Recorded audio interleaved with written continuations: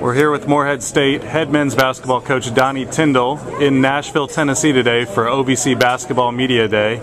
Donnie, thanks for joining us. And I know that you're tired of dwelling on last season, but obviously one of the best seasons in Morehead State men's basketball history, capped off by the phenomenal win over Louisville in the tournament. Just some of your thoughts as you reflect on last season. Well, obviously it was a very, very special season in a lot of different ways. You know, you talk about 25 wins, a school record, tying Coach Martin's team in '84, I believe it was, and advancing to the round of 32, beating in-state power Louisville in the biggest win in the history of the program. Obviously, a lot of great things happened. All three of our seniors, Sam, DeMonte, and Kenneth, graduated on time, and then Kenneth Farid being a first-round selection by the Nuggets in June.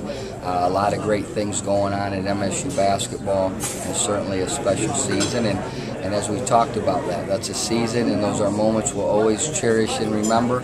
But it's time to move on and get ready for this season and the huge challenge that we have ahead of us. One more question looking back before we start looking forward. I know you could probably go on and on for several minutes, if not hours, but you've completed, I believe, 5 seasons at Morehead State now. Just what are some of the things that pop into your mind as you look back at your first 5 years in Morehead?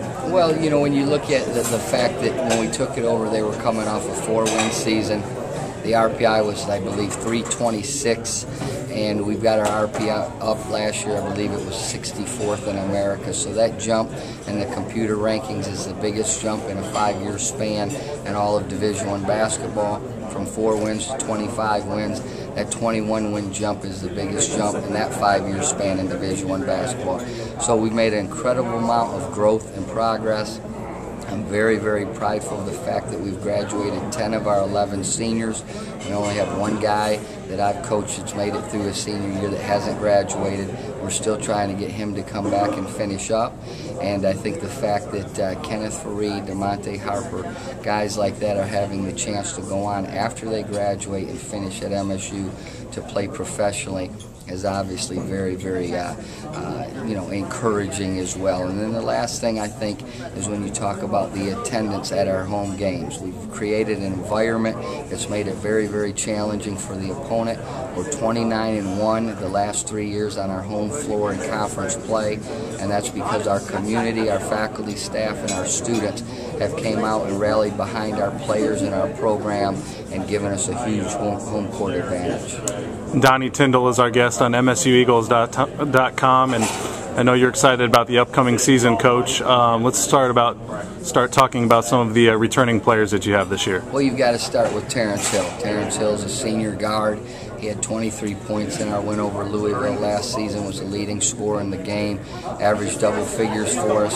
I feel like Terrence can be an all-conference guard this season, depending, of course, on where we finish in the standings. But he's shown tremendous leadership. He's doing things off the dribble that he hasn't done in his career to this point, not only to get himself to the foul line, but to make his teammates better. Ty Profit is a guy that's been hampered all of preseason with a bad hamstring injury, but he's coming around, he's getting healthy. Ty is like a coach on the floor. He's vocal, he's tough, he's physical, he's not afraid to take and make big shots. He's a guy that'll push his teammates or encourage his teammates if needed. So those two guys have been very, very good to this point. And then I have to mention Drew Kelly. Drew Kelly's going to be the most improved player in our league this year. He's got his body weight down. He's got his body fat percentage down. He's in great condition. He's more athletic with the loss of 14 pounds. He's shooting the ball with confidence, and Drew's a guy that's going to play major minutes for us on the front line. Last year you had pretty much a 7-man rotation. This year you told me you could potentially play 9 or 10 guys. You've got a large class of newcomers. Just talk about a few of those guys and the need for them to contribute right away. Well, no question they have to step up. You know, I thought 2 weeks ago a big strength of our team would be our depth. After a week and a half of official practice, I'm not sure that that's a strength of ours right now. I do think that will be a strength of ours as time goes along, but we have a lot of new guys that are still trying to find their way. They don't understand the physicality and toughness and the tempo that you have to practice with at this level. And it takes guys by surprise. Even great athletes that are talented, it takes some time to adjust, and that's what a lot of our newcomers are going through right now. A final comment about the schedule. I know you feel the OVC is very strong this year.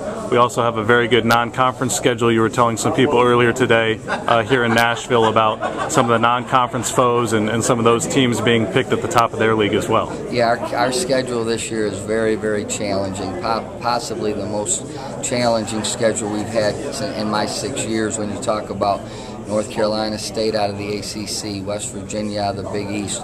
We go and play in a tournament at Bucknell, who's picked to win their league and went to the NCAA tournament a year ago. We also play Princeton in that field, who went to the NCAA tournament a year ago. We play College of Charleston on the road, who's picked to win their league. We play Kent State on the road, who's picked to win the MAC.